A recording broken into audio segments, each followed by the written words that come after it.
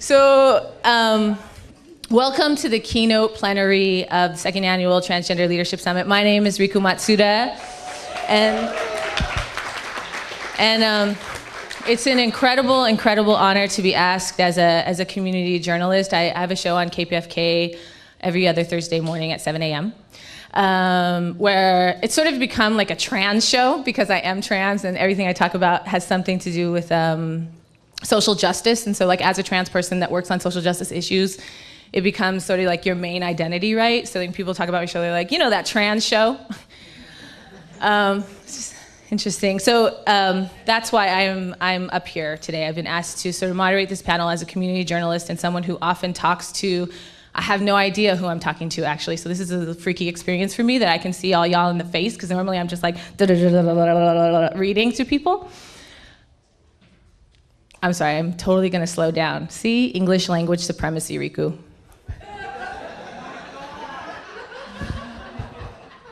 Should have done some breathing with Catriona first, you know what I'm saying? Okay, so I'll move on to our wonderful and amazing panelists, and Jameson Green to my immediate left reminded me how lucky I am to be facilitating this panel, and he's absolutely right. I was like throwing up all the way coming over here because I was like, oh my God, I'm so nervous, oh my God, I'm so nervous. These amazing people, some of whom I've had the privilege of meeting before, but specifically Sylvia Guerrero, who's on the panel today. I'm like shaking because I had never been this close before and always wanted to be, no doubt. And so, thank you for being here today. You know, it's for real though. Wait. Let me just give you a hug. Okay. Oh my God, now I'm better. No, for real though. So the way we're gonna go about this plenary is like a lot of times at conferences, we're real traditional and we do things like, you know, us and them, leaders and non-leaders and stuff like that. And I mean, this whole point of being a part of this leadership conference is that I heard it echoed in every single session I've been in that all of us are leaders. And that structure of thinking about leaders and followers is really ill to me. Like, I don't get it. And I resist it in my work all the time. And so I've been really happy to hear people who are folks that I totally have all this mad respect for talk about how it's about like replacing themselves, how it's about bringing other people along with us. Not like we're leading them and then they're back here, but like that geese analogy that Catriona and Mason broke down the other day, I hope comes up again. I love analogies. So I'm going to move on and let folks know that each of the panelists are going to speak about their experiences organizing and doing advocacy work and talking to trans folks, non-trans folks about our communities, about transgender rights and transgender lives. So these are 5 folks that are a part of it, as all of us are. So we want to make this plenary as interactive as possible. That's why I got the mic off the stand. And so I can't think of a good talk show host model, so I'm just gonna Riku it. You know, I was gonna say Oprah, I was like, all those people are not right for me.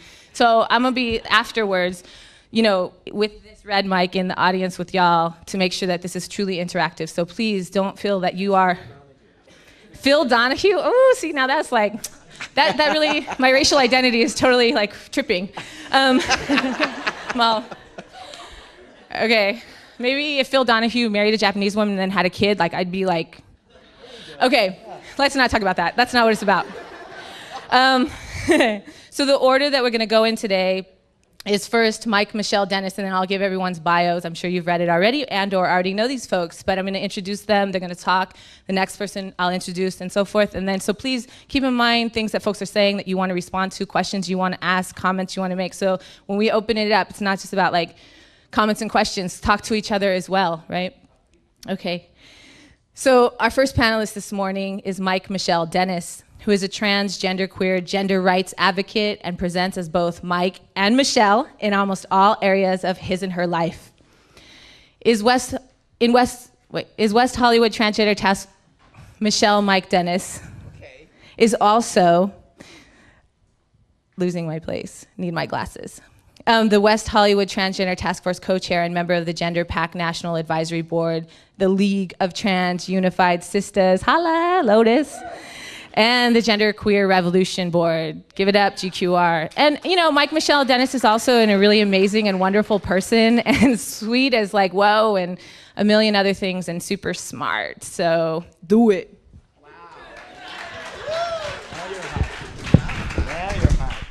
Wow. Is this on? Okay. With that kind of a lead-in, I'm in big trouble. Listen, this morning I want to share with you a possible different way of being in the world. Now, what does that mean? Okay. All of us have struggled, and we're survivors. We really are. We've struggled to come to grips with who we are, to come to acceptance, to come to a place of pride, to a place of magnificence about who we are. And I just want to, this is a paid political announcement, I want the Lotus women with the tranny rock star t-shirts to stand up. Woo! Okay.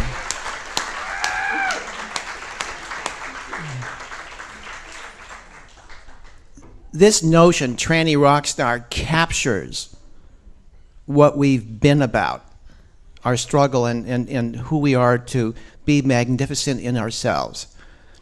And I want to acknowledge that and affirm that. But I also want you to try and consider to take on a different concept for a few minutes. It's like putting a jacket on, seeing how it feels, how it looks.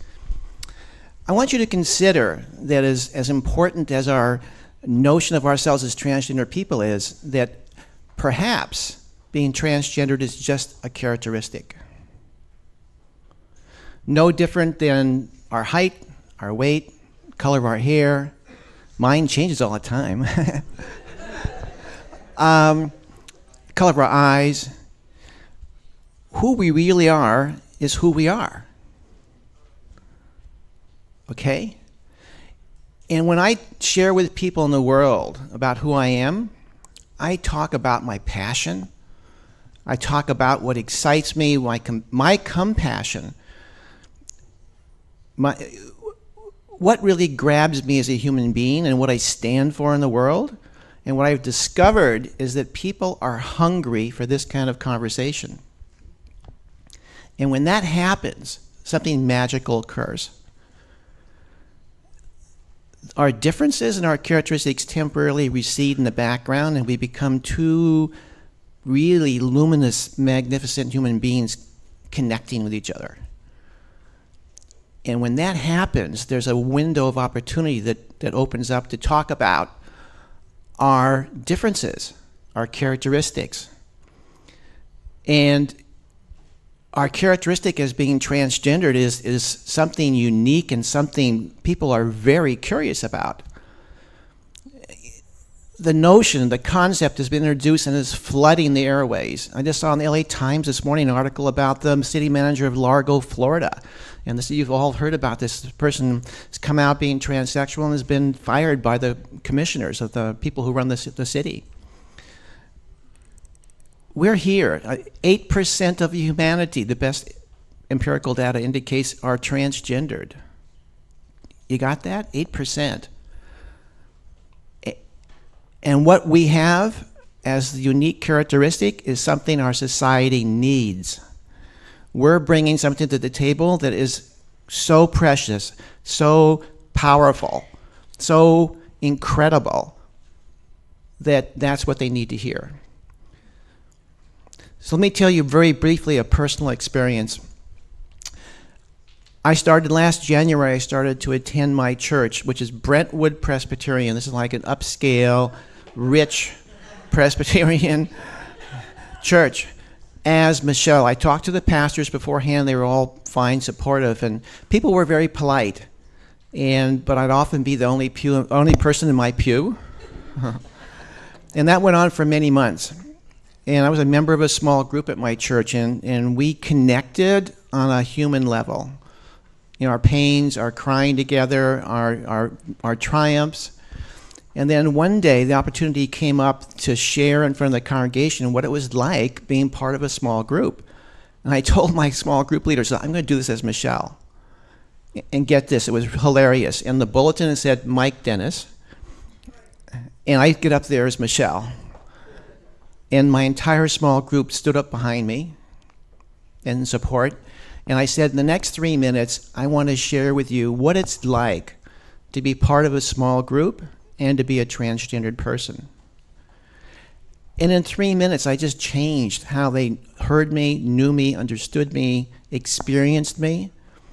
And afterwards, people flooded over to congratulate me. And you know, I knew that I was home once and for all. When the next week, and I went back to get my name tag out of the slot and put it on, and I didn't ask them, they just did it on their own. They changed it to Mike Michelle Dennis. And that's how I'm listed. That's the kind of impact that all of us can have. And I know that many of you are having that amazing impact on the world. That's the impact that we can have. That's the way to, I think, for me, to step out into extraordinary power and say to yourself, yeah, I'm transgendered and I'm proud of it. I'm a really magnificent person, that characteristic, but it's just a characteristic. You know, not everybody can be transgender, and I am one. Wow, that's fabulous. But yes, but I'm connecting right now with you on a heartfelt level, on what's my passion in life, who I stand for, what I'm willing to die for. And oh yes, by the way, I'm transgendered. That kind of connection is extraordinarily powerful. And people will be drawn into your sphere like a magnet, being that way in the world. So that's why I wanted to share this morning, and thank you very much.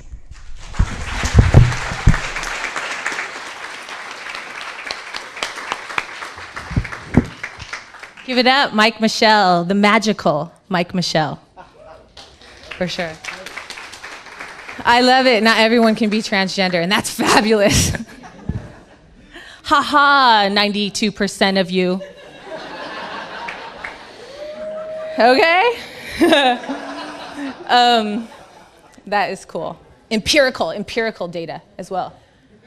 Means it's valid and proven. Is that what that means? Okay.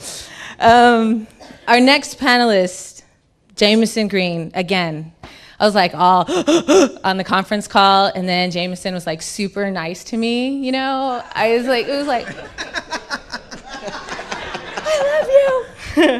No, for real, I remember, let me just share this really quick. Well, this one time in New York, I can't even remember what it was, some trans thing. And I was like walking behind you, and I was like, oh my God, that's Jameson Green. Oh my God, what is he talking about? And I was like so nervous. I was like walking 10 paces behind. That's like my cultural upbringing, you know? Ooh, don't tell my mom. Oh, man. But anyway, so I was like, oh, wow, look, Jameson, wow. I was like, oh. And so when we got on the call, I was just like, wow. I mean, that was my own fear, you know? That was my own fear, so I'm over it. Good.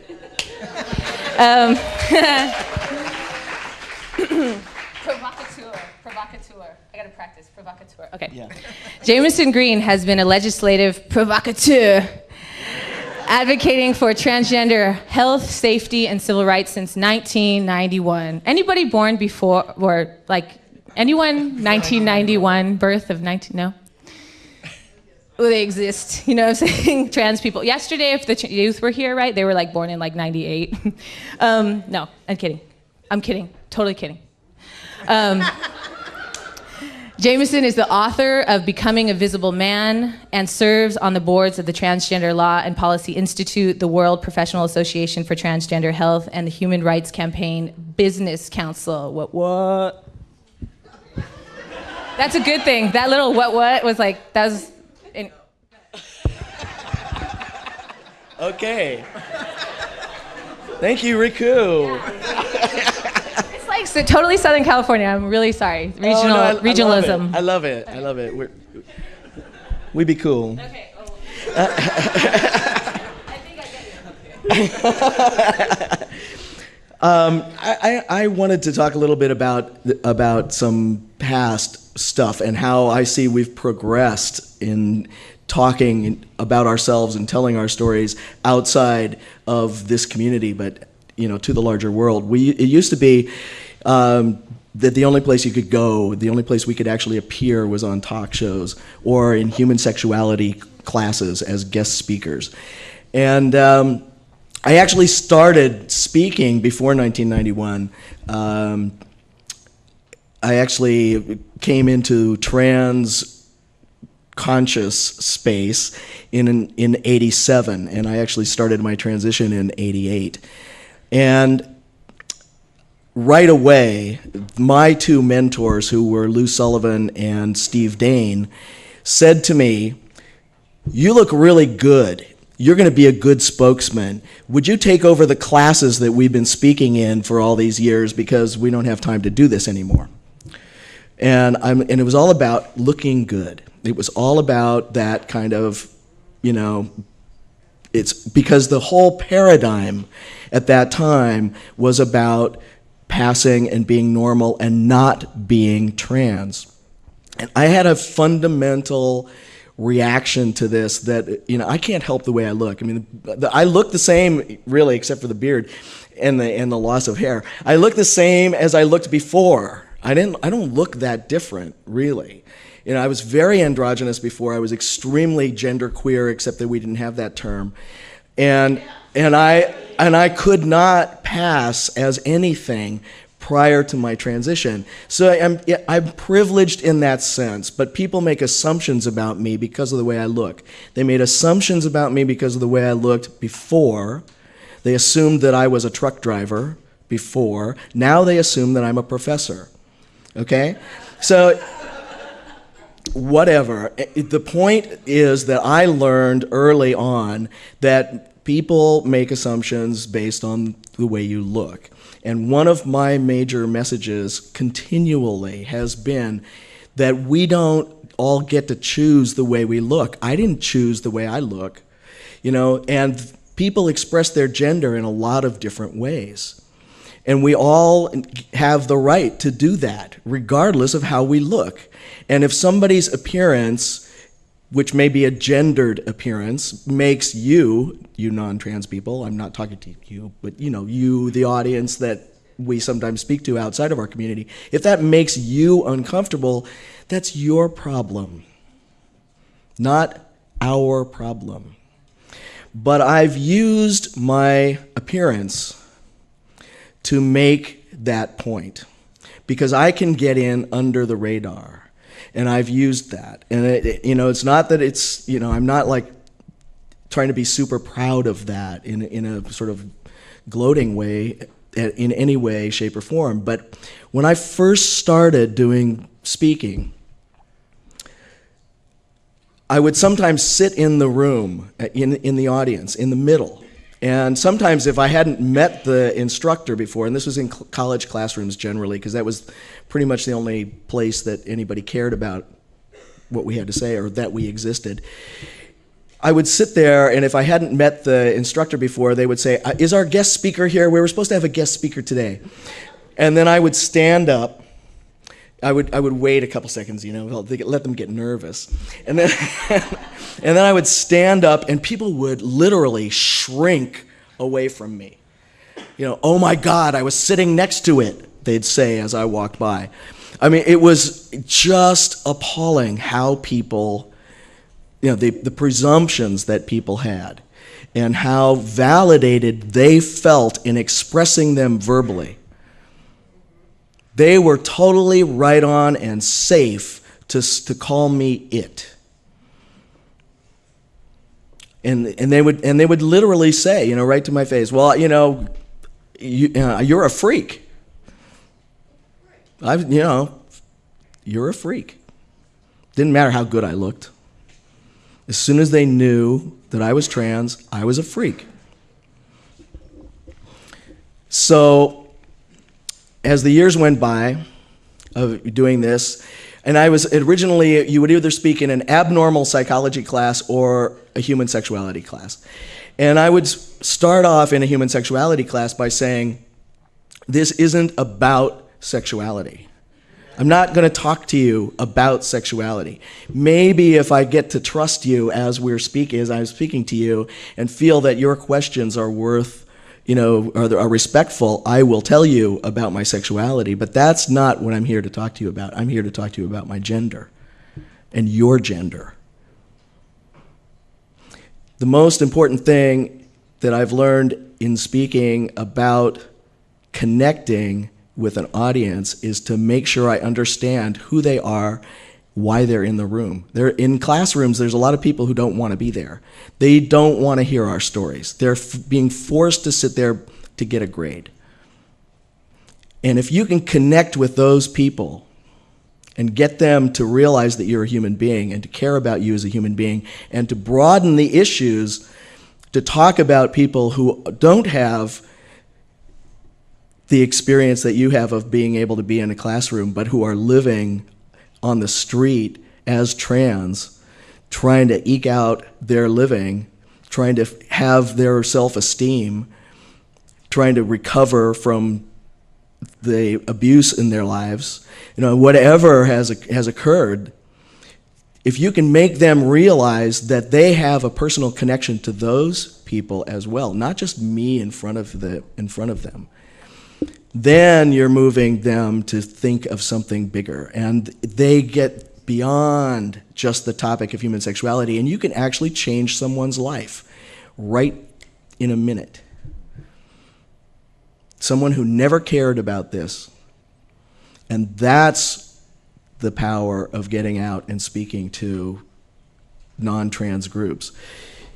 In the abnormal psych classes, I would say, it really makes me angry that I'm in here speaking to an abnormal psychology class, because what I'm going to talk about is not abnormal at all.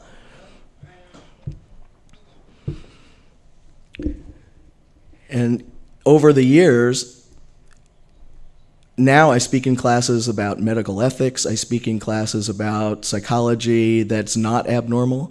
I speak in classes that are for nurses. I speak in classes for doctors. I speak in classes for attorneys. I speak at professional meetings. I speak in corporate boardrooms. Wherever I can, as well as at Pride festivals and all kinds of any place that I can, actually, to talk about humanity, really, to talk about humanity. I mean, my experience is really, in many ways, privileged. What I've been privileged in, apart from my white skin and my education, which is a privilege because I was an adopted kid. I just got lucky. What I've been privileged in is to be part of this community.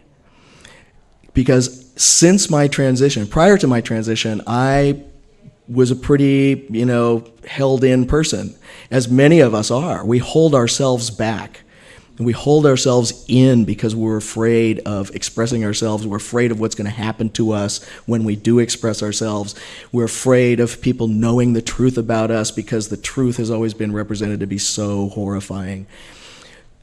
And once I faced that and got over that and started to carry that message out, my privilege has been to meet all of you. And I carry that with me out into the world. I have met the most amazing people. I have traveled. I've been privileged to travel to many foreign countries to speak on these issues. When I've been to these countries, my presence there has brought other people in those cultures out and had them be willing to come forward and announce themselves publicly. I had one of the most amazing experiences in Taiwan when a very, very famous, their leading composer of opera, very important in their culture, their leading composer of opera was an FTM. They didn't know it. He was in the closet, and he took advantage of my presence in the country to make a public, announcement of who he was in a press conference with me. It was in every paper in that country. And he was angry at how he'd been treated as a child. And but it was my being there that gave him the courage to come out. And he almost backed out at the last minute, just before the conference. I had to talk for an hour before he showed up because he was so scared. And then he realized he might never have an opportunity like that again. And so he came out. We spent the rest of the day together. It was amazing. This is an amazing guy. Young guy. Their leading composer of opera. Really famous. He was really good looking, I'll tell you. Another important element to use, connect with your audience, know who they are, know why they're in the room. Don't talk only about yourself. Tell stories about other people. I just had you guys, it was silent in here for a second when I was talking about Tim was his name. When I was talking about Tim, you were all waiting. Talk about other people besides yourselves. And use humor, because that humanizes you and makes people connect and feel with you. And that's the key. Get them to feel.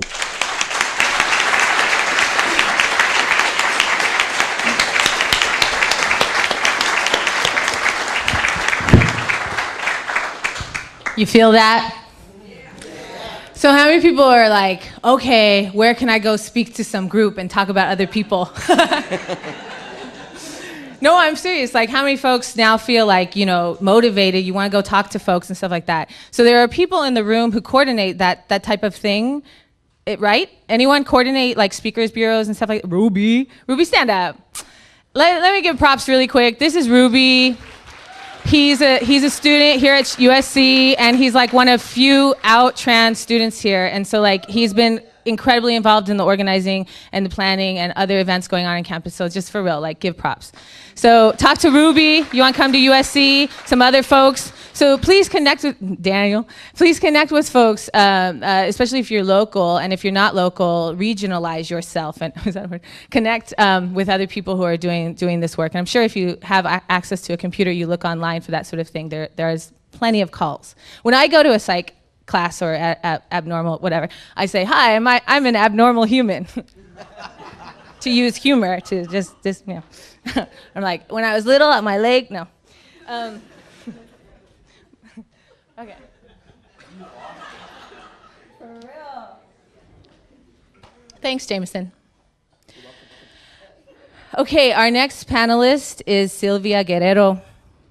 Silvia was born and raised in San Francisco's East Bay, where she was the eldest of a family of 14 children. She worked as a legal secretary for 16 years and is now the mother of 4 children. Following the murder of her child, Gwen, Silvia committed herself to protecting families with LGBT children. She often speaks to local youth, community groups, and students about Gwen's experiences and the need for societal change and education regarding transgender equality. Welcome, Silvia.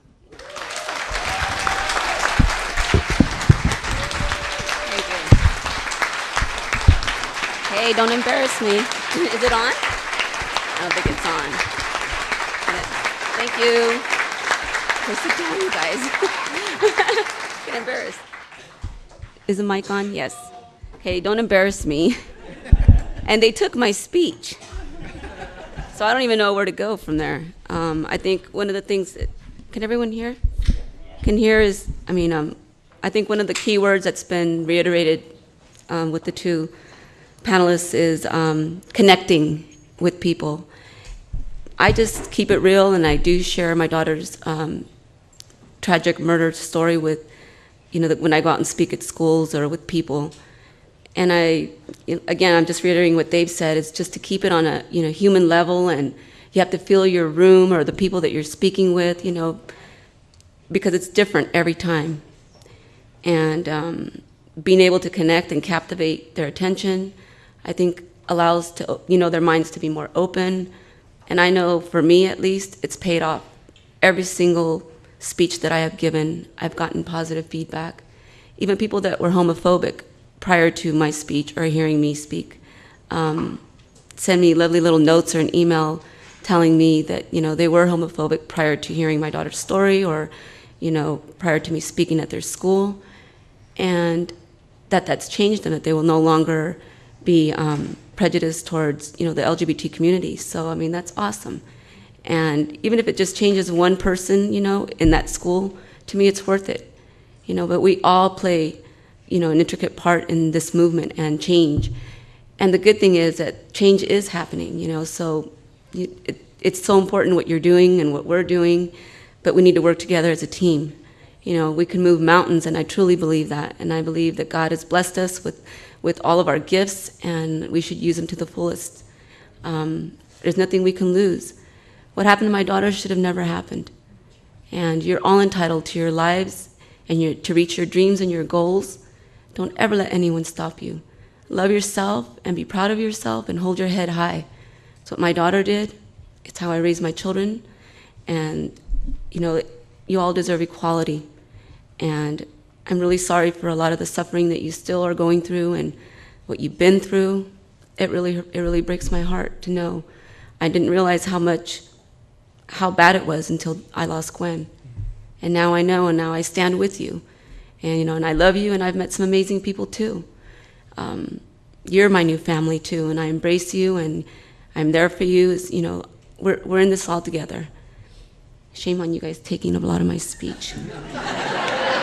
I should have gone first. They've been doing this a lot longer, okay, so. But I just try to keep it real with the kids. I think, God bless me. I'm a people person, but I connect more with kids, with youth. And I believe they're our future.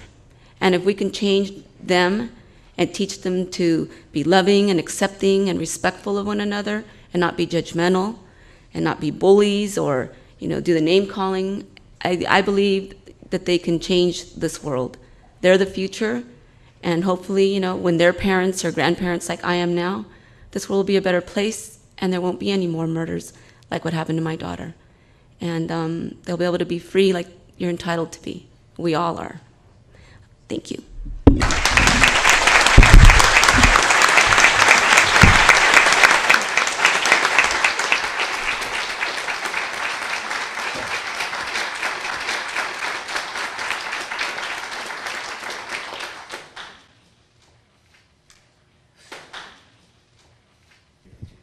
Yeah, I tell you in a minute.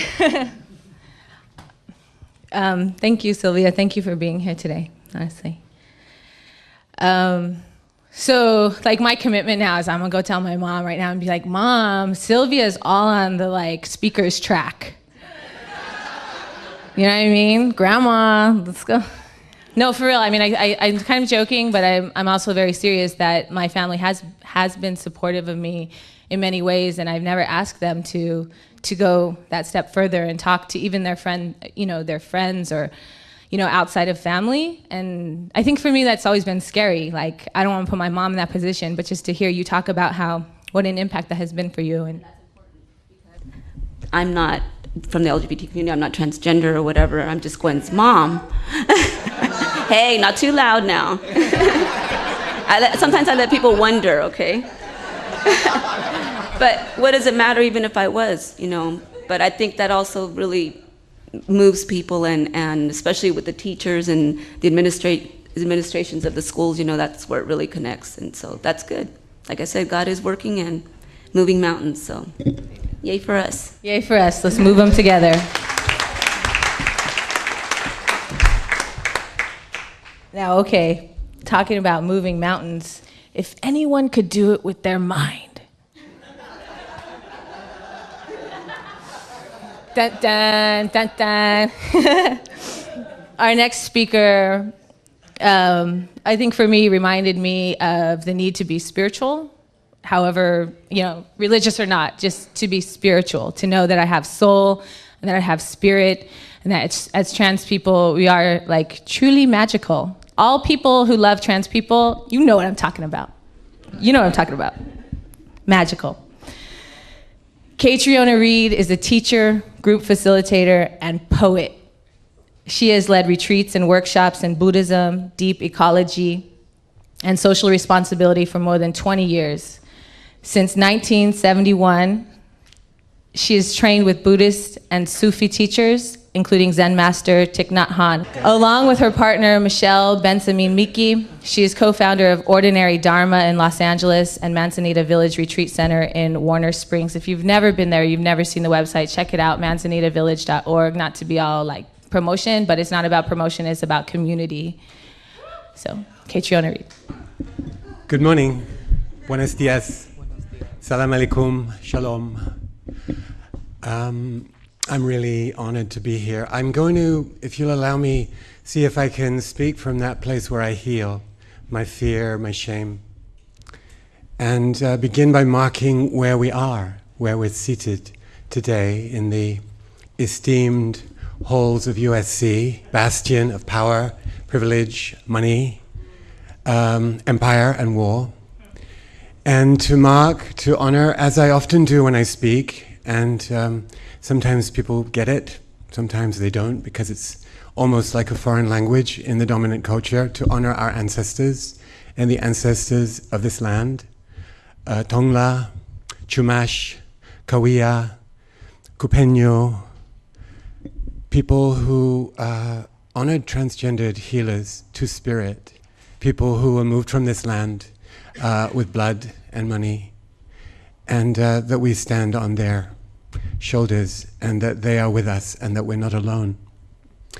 I'd like to also honor not only Gwen and Ruby Rodriguez and Brandon and Tyra and all the other numberless, nameless others who've been destroyed by misunderstanding and fear, but also those great heroes and sheroes, our ancestors of spirit, of the Angolan trans warrior king, the Zinga, of Jeanne d'Arc, Saint Joan, a transgendered man who was beheaded by her opponents, by the English, not for fighting them, but for being a trans man. And again, for all the other nameless, and for the earth, whose spirit we embody, for the gods and goddesses that have been, from ageless times back, honored as Sibella, Atis, Mzinga, in all cultures of all times, that we have community, that we have ancestors, and that we're part of that, and that we're not alone. So, as a teacher, I do my best to reiterate, as a white person, goodness, to evoke some sense of continuity and context in this time of empire, this time of destruction. And then secondly, to remember that we get lost, all of us, in all the varieties of identity politics.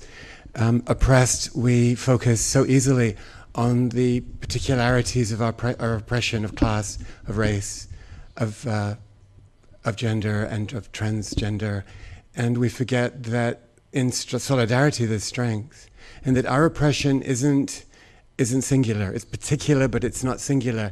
Any totalitarian regime abhors, detests, and is terrified of diversity of any kind. A uniformity, whether it's a uniformity of binary genders or a uniformity of cultural expression, is a threat to a status quo that is essentially destructive, greed-based, fear-based. And so we perhaps have in the past, and I think it's changing, testified to by our presence here, been so narrowly focused on our particular oppression that we forget we are powerful and that we can draw power by finding ways to stand with others who are equally broken, oppressed, made invisible, dehumanized, or silenced.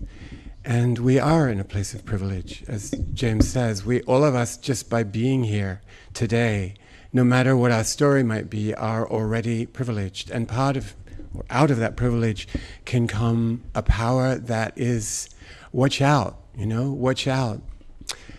I'm a Buddhist teacher, and that is as confusing as it is clarifying, because it signifies organized religion, and it signifies patriarchy and so forth. But anyway, it's my job description, or my primary job description. And I transitioned on the job. I had no choice. But I found that I was able, by assuming that power, which is the power of being other. And as a white person of privilege, it was actually a big gift that I could now be other, and I could permit myself, out of something other than mere privilege, to say, well, I stand in solidarity with my brothers and sisters of color, with migrant workers, with people in the West Bank, or you name it. And I could begin to address topics that I may have felt somewhat uncomfortable with before. And I remember, I've told this story a lot because I like it, but I remember sitting in a room teaching for a weekend in New Mexico in a community of pretty progressive, but entirely straight, and mostly couples. 20 or 30 people, we were sitting in a circle for the weekend. They were all straight, and I said, you know what? Talking about my own transition, because the last time they'd seen me a year ago, I was more or less a guy, and now I was more or less not a guy. And talking about the power of transgression and the power of questioning.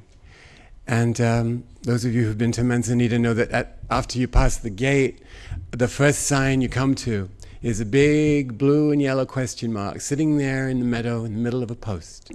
On the way out, you get the exclamation mark on the backside, but a question mark. And it's not that there aren't any answers, but we can't find answers unless we have good questions. And there's a power in that questioning. And so I said to this bunch of straight people talking about transgression, talking about the process of becoming more aware, more responsible of our actions, our thought, you know what? I know you're heterosexual, but you're really a bunch of queer folks, aren't you? And they were so relieved. They were nodding their heads. Oh, someone's outed us, finally. And so, we can do the demographics, but what heterosexism implies is oppression, no matter what your sexual orientation, violence, no matter what regime, what administration, what side of the war you're standing on, oppression of the dispossessed, the further dispossessing of the dispossessed.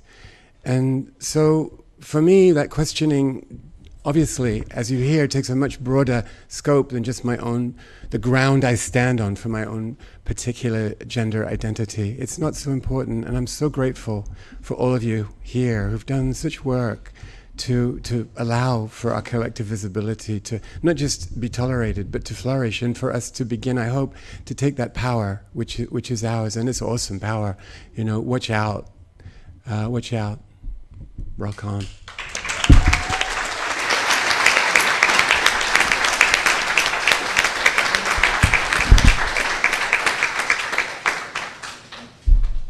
Watch out. For real though. Anybody familiar with Audre Lorde? Yeah, I just got the master's tools in my head just now. I was like, the master's tools will never dismantle the master's house, the master's tools.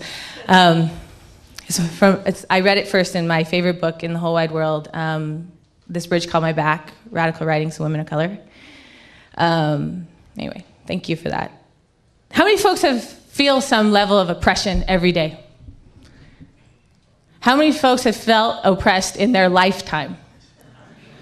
Okay, so almost everybody raised their hand, and for those that didn't, for whatever reason, I imagine in this world, particularly living currently in the United States, there's some level of oppression that you may feel and start to get used to, perhaps. But I think when I see that sea of hands go up, and I think about something like being in solidarity with each other regardless of our issues, and how short-sighted it is to be single issue.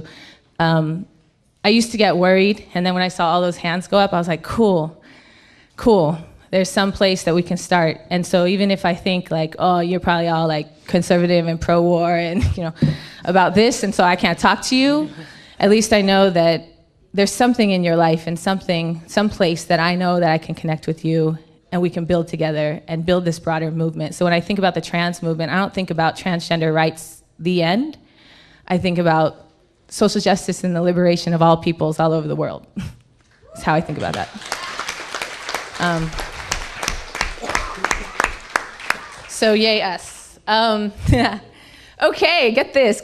When we were in the planning committee, Alexis Rivera, who is our final panelist, was like, no, girl, save the best for last.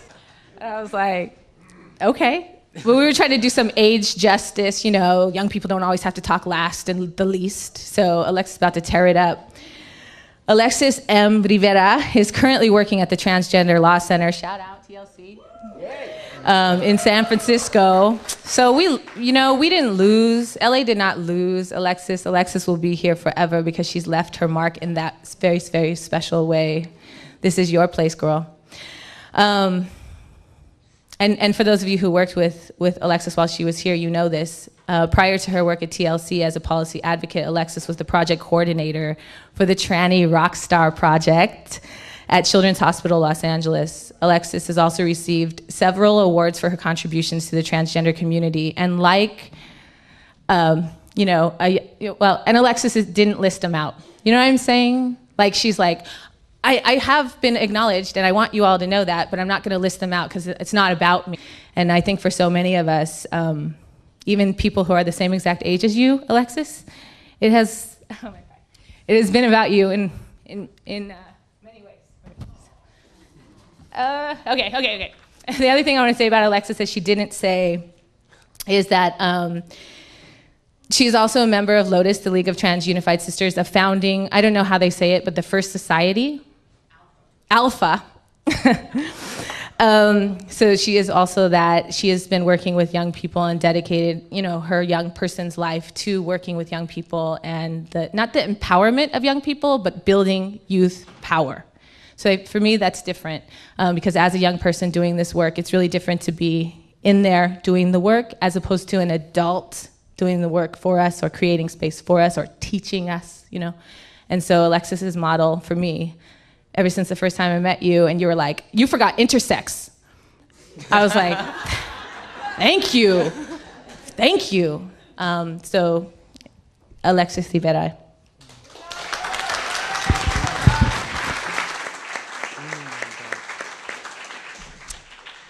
Well, let me start off by saying that I feel very blessed and honored to be able to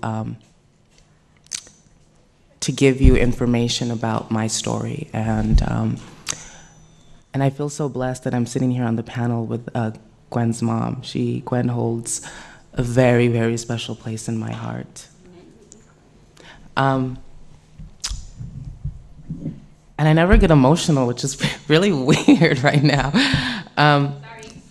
Riku. So let me start off by saying that my passion for my community comes from the young people. I'm not sure if people attended, well, I think everybody attended the youth panel yesterday. And those kids up there were the most amazing, amazing kids. Not only were they bright, but the way how they were able to express their gender identity already at that age. And I started to go back and think, well, when was I 11? When I was 13? Yes, I was wearing my mom's shoes and and heels and making clothes and stuff.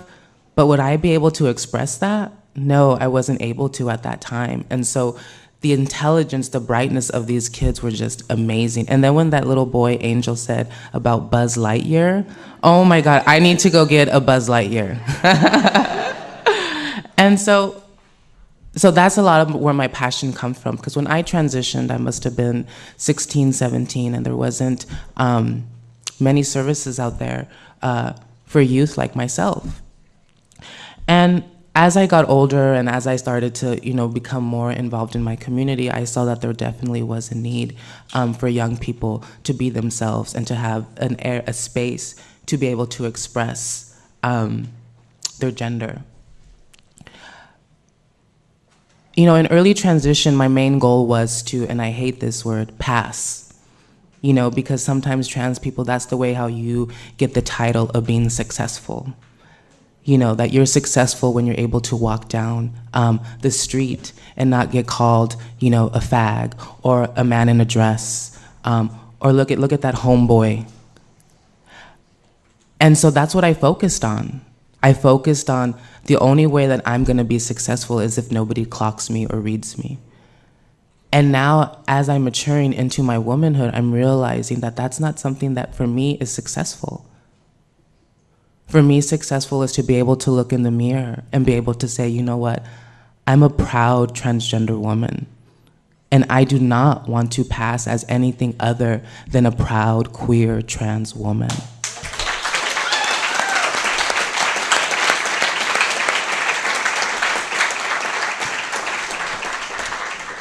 I think looking at binary gender and looking at how transgender people see binary gender is very important.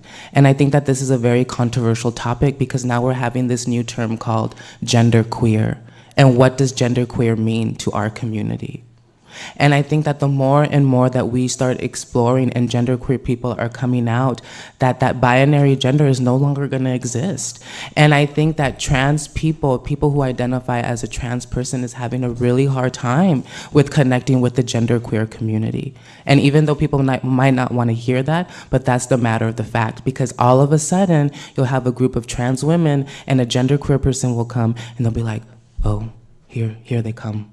Here they come. And I think, but that's the truth, and I'm only speaking the truth right now. And I think that we're really having to look at that. And I'm not saying that we should segregate the community, but looking at how trans people and the genderqueer community need to come together and start collaborating and working together and understanding why some people are comfortable with identifying genderqueer and why some people identify as trans, and looking at that and being able to explore that.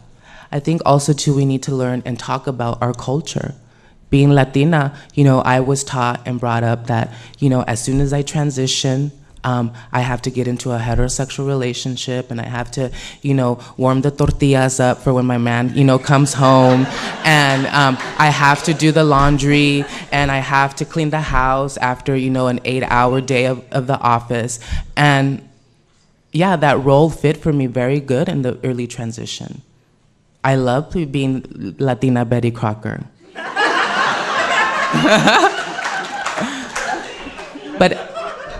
But as I became more comfortable with my gender identity, realizing that's not what womanhood is about. If I want to cook for my man, it's because I want to, not because I have to. And I think that, and so that gives me to the topic of transfeminism and what transfeminism is.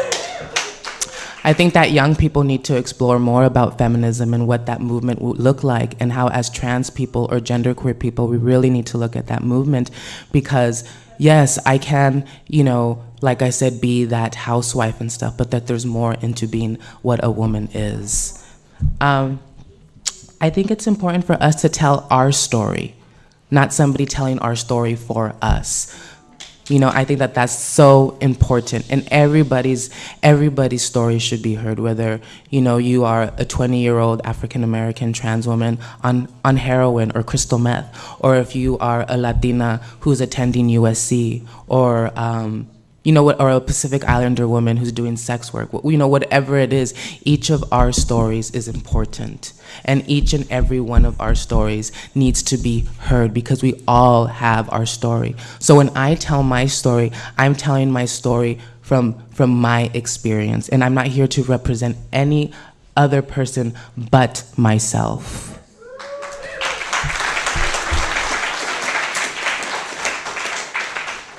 And on a last note, I think allies is so important, whether they're lovers, friends, whatever it be. But I think what Sylvia was saying earlier is that when she tells a story, people tend to gravitate, because they're like, wait a minute, why is this, Latina woman talking here about transgender civil rights?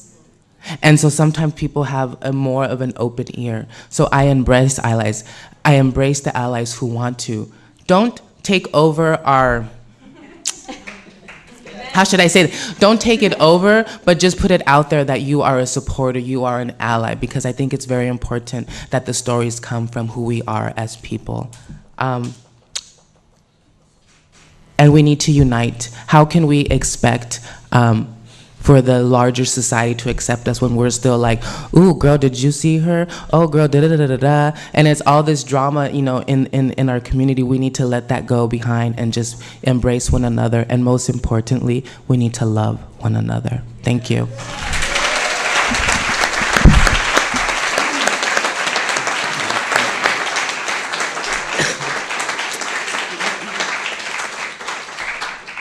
Latina Betty Crocker.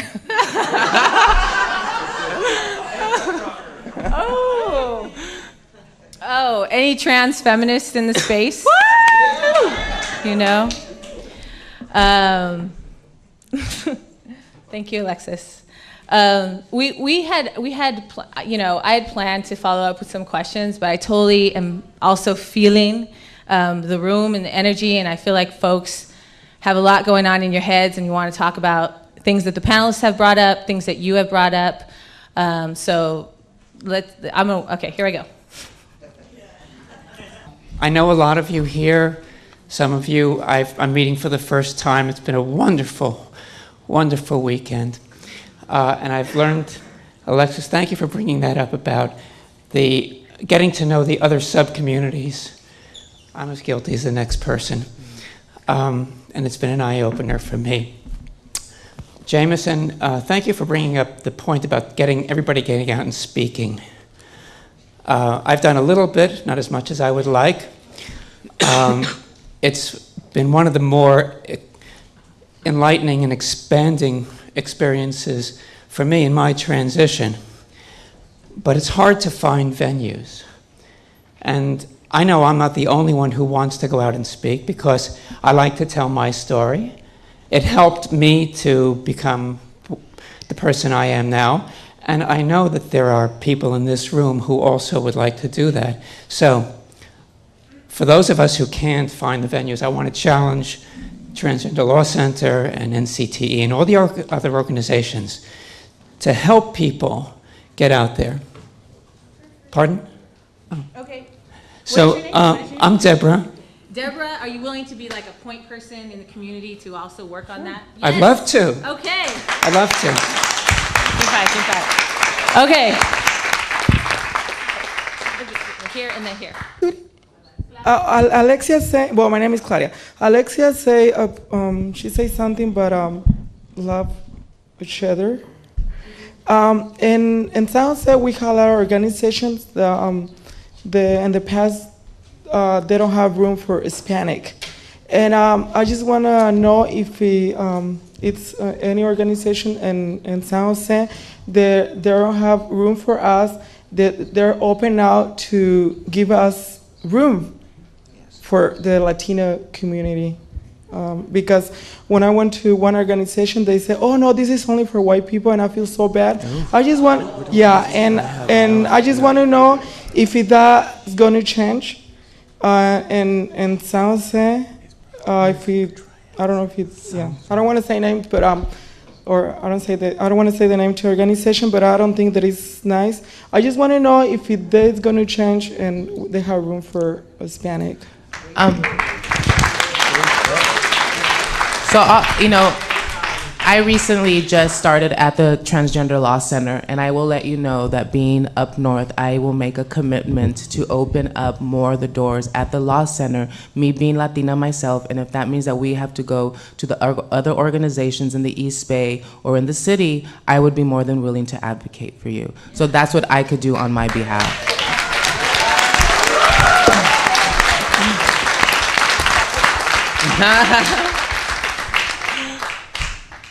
Like, if you're genderqueer, you identify in a particular way, oh, you're really a woman, oh, you're really a man. And it's not who you are because it doesn't jive with your story.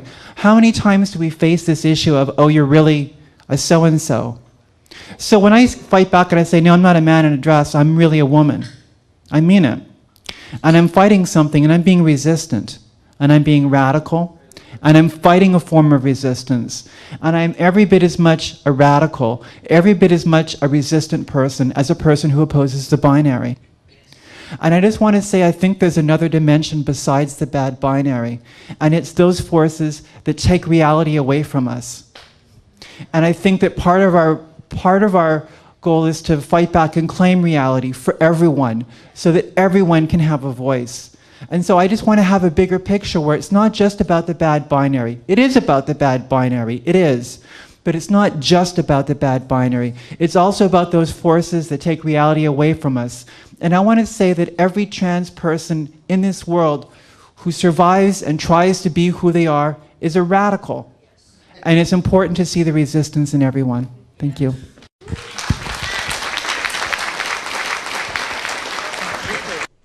We have an opportunity to bust open what's been existing for hundreds of years, at least in the West, and that is an uptight social structure. I mean, get that? It's a social structure that is predicated upon, paternalistic, hierarchical control, blah, blah, blah, blah. We have an opportunity to bust that open by speaking about who we are as individuals and as a diverse element in that society. To take our societies to the next level is going to be coming to grips and be comfortable with diversity. Right now, our societies are predicated upon trying to make everybody the same, even though they're different. And that's so immature. That's like teenage years. We got to go to the 20s and 30s for our society and bust it wide open. And we can do that. We had a panel yesterday about taking who we are outside of the movement into the mainstream society. That's where our power lies. I want you to get that. That's where the power lies. Once that hits society, it is all over. It's going down. It's going to change. Thanks.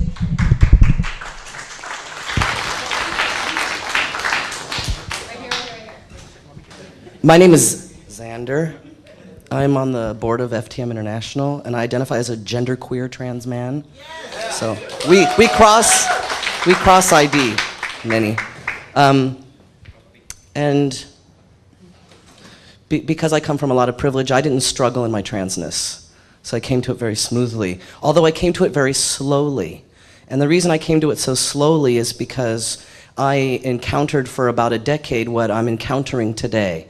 And I'm afraid to say this because I know because my heart is pounding and I'm shaking inside, and I'm going to do it anyways. And that is that I went to countless events like this over the years before I decided to medically transition. And I saw panels like I see in front of me that have amazing stories and information to share. And like today, I didn't see very many that represented my experience. And so I want to point out that if I want to hear genderqueer, trans man, FTM, whatever voices, I have to go to FTM conferences. Because when I go to transgender conferences, I don't hear very many of the voices that reflect my experience.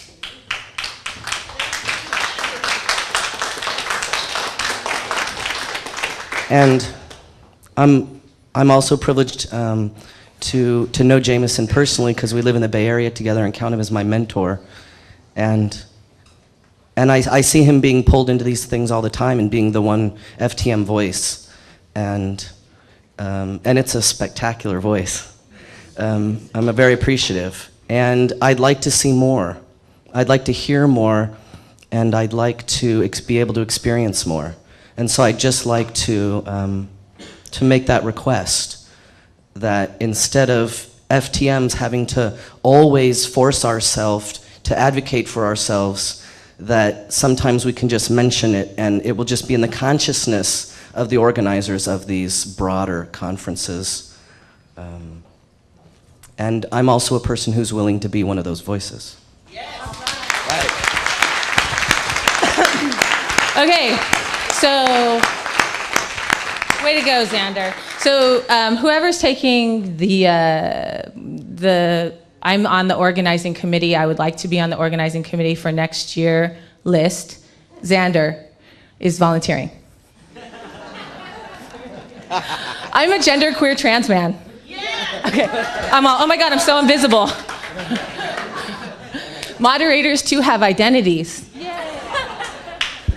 I guess my question is there like a Memorial Day, at least in your town, for when, or like a celebration type of thing, or is there anything that we can do as a community to really remind ourselves constantly that, that we should not let these things go in vain, that we should, be constantly reminded that because of what happened to Gwen, good things are happening. So I was just wondering if you could just, I don't know, tell us a little more about that, or if there's anything going on. Well, every day I celebrate Gwen. So there's not a day that goes by since she was taken from me that I don't celebrate. I don't think about her. I don't miss her, cry for her. But she definitely didn't die in vain. And there has been some amazing things that have happened since her death. And I share her with the world. There's still so many good things and positive things that are happening for the transgender community. And, Gwen can't take all the credit. I mean, it takes work, and you just have to keep up, even when you feel burnt out, take a break, whatever, but regroup and go back at it again, because it's not over. It's far from over. There is a memorial site that was set up by a transgender woman when Gwen was killed. It's the Jamie site, if you go on the internet. That's the main website that's set up, and it's got everything, all the newspaper articles, movies, books, whatever. I mean, everything's there. I haven't been on that site in a while. There's also a guest book and stuff, so you can keep up with it. Like I said, there's not a particular day that we celebrate. I mean, like every day I celebrate her. I mean, there's not a day that goes by that she's forgotten, and believe me, she's still around, her spirit. And this kid is, I mean, that's a blessing to me. Sometimes I wish that she would, go home with the Lord and be in peace, but she just wants to stick around. I think there's still some work for her to do, and that's fine. There is also, through the Horizons Foundation, a fund that was set up for Gwen. It's the Gwen Araujo Transgender Education Fund. There hasn't been very many donations there, but that's also set up. So that's the only thing I can think of right now. Chris, am I missing anything? Mr. Daly? Day of Remembrance. Oh, excuse me. Oh, sorry, Gwen. Yeah, that's not her day, though. I mean, but that's another day that... It is. That's not Gwen's day. Her head will get bigger and bigger. We don't want to go there. She's already the center of attention. We don't want to go there. No offense, Gwenny. I think another thing that we can do is we're talking about young people, and young people are the future of our community. And so I think what Bambi is saying, like, how are we going to continue this movement? And I think that the way how we'll continue this movement is, and this is just going to be one example of how, is that when next year's conference happens, that we all pledge to bring a youth to this conference so that they could be around lawyers and doctors and psychologists and, and engage with people like who are on the panel and in the audience. And so we should all make that pledge before we leave today to bring in a youth next year, whether that be a financial thing, whether that, you drive them, from the Greyhound station to the conference, whatever that looks like, but that you pledge to bring somebody here so that they are able to tell their story as a young person, and the movement will continue. Sylvia, the other thing that maybe you and Gwen don't know yet is that locally Q-Team, a queer and trans youth of color multi-issue organization, every year does a leadership development training for queer and trans youth of color, and it's in Gwen's name, it's in her honor. It's an acronym now. I think it's like growing, wellness, empowerment, nurturing, and there are many ways that Q-Team feels connected to Gwen, and so this is one way that, in making sure that other young people of color, other young trans people of color here in LA at least, have an opportunity that it didn't sound like Gwen had a safe space with other queer and trans youth of color to be who she was and grow and develop into the leader with other young people, Right, thank you. I also forgot, oh my gosh. Oh, just wanted to say that I forgot there is also an official MySpace that's set up for Gwen. You do not believe, girl, how many friends she has. And for the most part, it's been positive, but there are still some wackos out there, and so there's times that we get some weird messages. Lately, we've been getting a lot of messages about Nicole Brown, and yeah, people have been even mean, I forgave her, and I forgave the defendants for murdering my daughter. I know I've had a lot of criticism for that too, but I believe in God, and I know where my daughter is, and I will not be a hypocrite. And it was something that I had to do for me personally. Not just the words to say I forgive, I mean, true forgiveness. I mean, I already visited one of the defendants, so that tells you who I am, and I didn't do it publicly or with the media. I mean, that was personal and private. Because I believe in my heart, I know a different story of how Gwen was killed. And I truly believe that two of the guys didn't plan this, and if they could take this day back, they would, and they're very remorseful, and they're sincere with their remorse. The other two, I don't buy. I mean, I believe that they premeditated it. So, I mean, that just shows you who I am. I mean, it's not to score points or anything. But I also want to mention, Gwen's not the only transgender person that has been killed. And we need to remember everyone. And until there's no more murders from not just the transgender community, but the whole entire LGBT community, you know, we have to continue to doing what we're doing to until there's none. And it is important. I agree with a lot of people here in the audience that have talked about it's important to tell your stories because there are so many different stories. People often ask me, you know, why do you think your daughter's case got so much attention? And, you know, when there are other people that are being killed, you know, I don't have the answer to that really, other than, you know, I believe because it happened in the Bay Area, and what's still shocking to me, because of my unconditional love for my child. I mean, I thought all parents love their children, and, you know, it's sad. You know, I've found out through my journey that that's not always the case, and I'm sorry for that, but, you know, it's not a perfect world, and I've learned that in the past 4 years.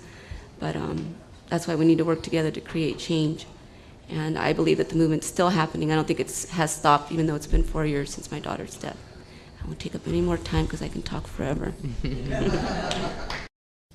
Hello and welcome to Action News 11. No, I'm joking.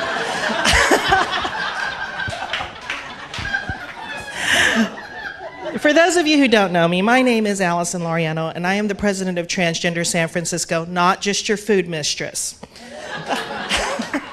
So I know that Chris and Cecilia were giving me such a hard time about spending time behind the counter doing the food for the last few days, but I got to remind them that when you're behind the counter, you meet every single person in the conference. And so that's really what this conference is about. It's about building ties and building communities, all of our different organizations meeting together and connecting with each other and sharing our experiences. So Claudia, I heard a question, what can we do to service organizations, Latinas in San Jose? Well, I'll give you my pledge as president of Transgender San Francisco that I will open and create a safe space for Latinas within the San Francisco Bay Area. And I challenge every organization in here to join with me and develop a coalition of creating space for everybody within our organizations.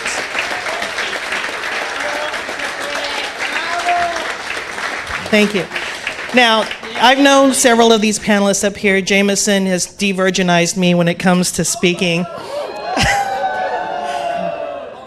And we say this all the time. We kid each other all the time. But my very first speaking engagement was with Jameson, and so I echo Xander's comments about him being such a powerful voice for a very long time, and we really appreciate you.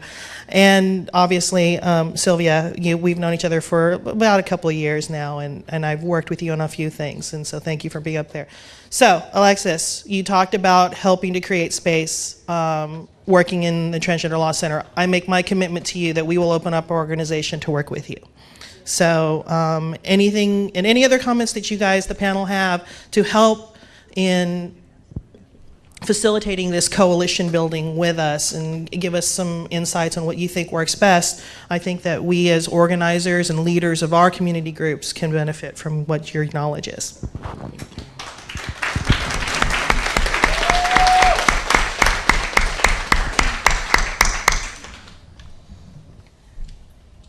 Do you want to respond? Okay, that's more in the planning later. Just a time check, Chris.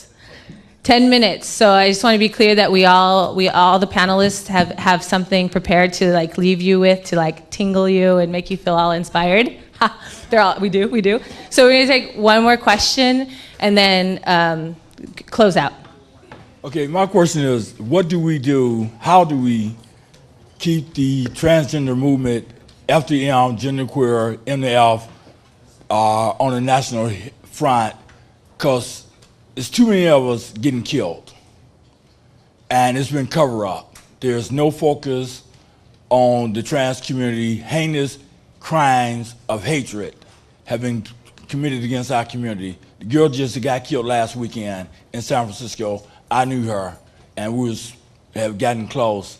So how do we keep this on the national spotlight and bring it to the national level so any trans, male to female, female to male, death will not be swept underneath the rug, and that our movement will be going forward, and there will be national headlines and national attention on our community and what we're doing. That's for any panelists. Sylvia, love you. You're sweet. Keep on fighting. Thank you.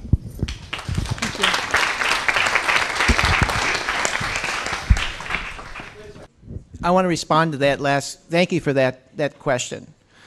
It is time. It is time for a national congress of transgender, genderqueer, other gender groups across the country.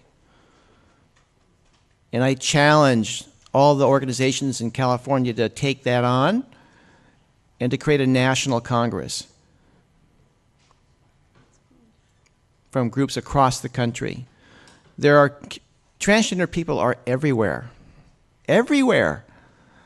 And it's about time that we had a national spotlight on what we have to give, and a national spotlight on that we have a right to exist and to contribute.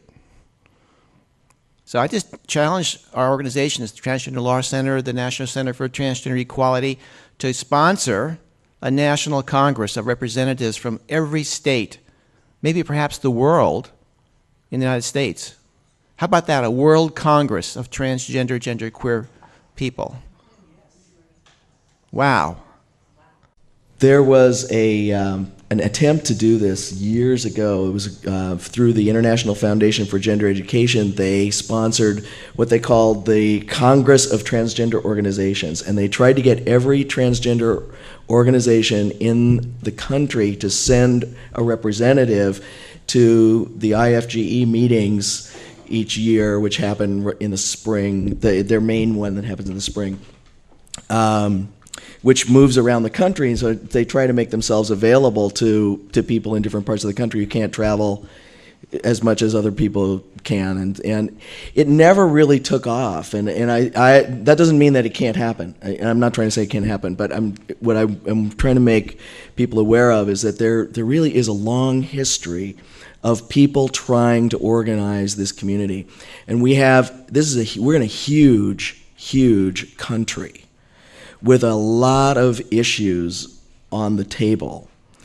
And we have been so dramatically marginalized, which is one of the reasons why so many of the heinous crimes against trans people are not even reported in the newspaper. It's going to be really difficult to pull all this together. And I think we need to recognize that and not allow ourselves to get burned out because it doesn't happen this year or next year or the year after. This is a lifelong effort, and we have made incredible progress, thank you, in the last 10 years. Amazing progress. People in the gay and lesbian community go, wait a minute, it took us 30 years to get all these ordinances and things. How come you get to do this so quickly? Well, we have, profited in a sense by the efforts of the gay and lesbian community, but we've learned from their model that their model doesn't always work. And we are expanding on that model, and we are broadening the issues, and we are moving things forward in a faster way because we are broadening the issues, because we are learning to connect with people in various ways. And I just want to say that it's a long, slow process, and that we need to really hold our courage in this because it's not going to happen overnight. Go out and make relationships with reporters. Go out and volunteer to work in your city hall. Work for your supervisors or city council people, or however your structure is where you live. Go out and get engaged with organizations that share your values that are separate from trans, so that we move trans experience into other people's frame of reference, because it's all about their frame of reference.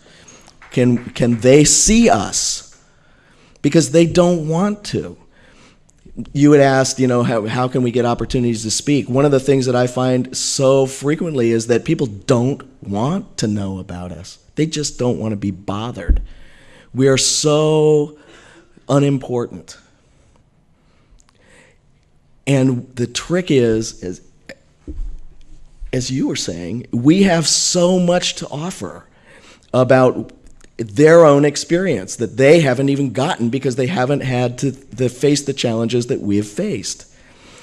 If we can just get them to understand where they fit in our world, let alone where we fit in their world, we can build those bridges that will awaken their consciousness and that will stop these kinds of heinous crimes being unnoticed. I mean, I can't say we're going to stop the crimes overnight either.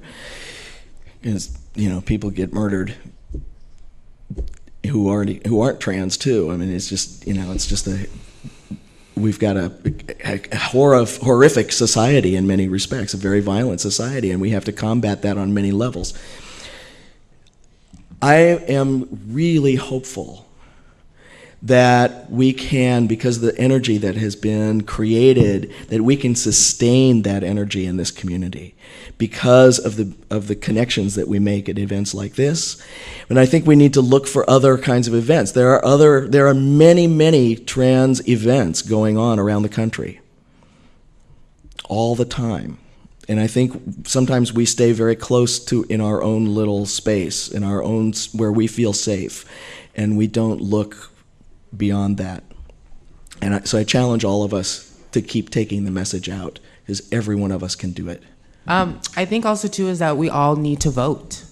Somebody said, how do we change this? Right. You need to learn, and you need to learn about what's happening in legislation. You really need to go. Being at the law center, I didn't know that all of these policies and legislation was out there. And so when you're uneducated, you don't know what your rights are. And so as a community, as a person, as a Latina, I need to get my monolingual Spanish sister and take her and educate her about her rights in this country. And so I think the more and more that happens, the more and more, hopefully, or the goal is that murders like Gwen will no longer happen.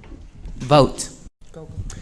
Have you ever given a cotton thread to a child to break, and then when they can break it easily, take 5 or 10 threads and weave them together, and it's a lesson. They can't break it in unity. That's solidarity, not necessarily monolithic unity, but I think again to say how we can so get caught in the particularities of our identity, and there's a pattern of oppression, how we then move into further isolating. And we've all experienced that, no matter who we are, trans or not, how in isolation we perpetuate that sense of distancing. I have had for many years a quotation on my wall from that wonderful writer, revolutionary, if you will, Bell Hooks. Who says, you may know this, she says that self-actualization has no meaning for oppressed people. What has meaning is the formation of communities of resistance. And I just understood that in a different way this morning, how what we can mean by self-actualization isn't just a spiritual self-actualization or a psychological, personal self-actualization, but it's just the idea of getting by. I can get by, I pass, I'm somewhat acclimatized to my new, though marginalized or somewhat marginalized role as a trans person, and what will I do? I'll mainstream in the normative society, which is all about isolation, because lies are told, or not even told, but are held to keep us under, to keep us silent. And so we must think of what it means to form communities of resistance. Not communities of resistance just for our own rights defined by a personal identity, But beyond that, as has been said by people here and in the audience, to broaden our scope, to look at a place in participation, to be seen we do have power. We have extraordinary power. What I learned early on is when I walked into a room full of straight, heterosexist people who are uncomfortable with 6'2", obviously tranny blonde women, it was my job to make them comfortable. I had huge power because once I made them feel I wasn't gonna be awkward, I wasn't gonna eat them, they were so grateful that I could tell them anything about who I was, about who I wasn't, and about others not there who might not be so privileged as I. And we can mark who isn't here too. We represent a tiny proportion of privileged trans people who've self-actualized somehow. How do we formulate the community of resistance that doesn't exclude? And I think when that question is not only answered but continually asked, then some of the issue of how do we create a national movement that does something to put an end to the systemic violence that we face, that all marginalized people face, we can take some steps. So put the threads together. It's strong.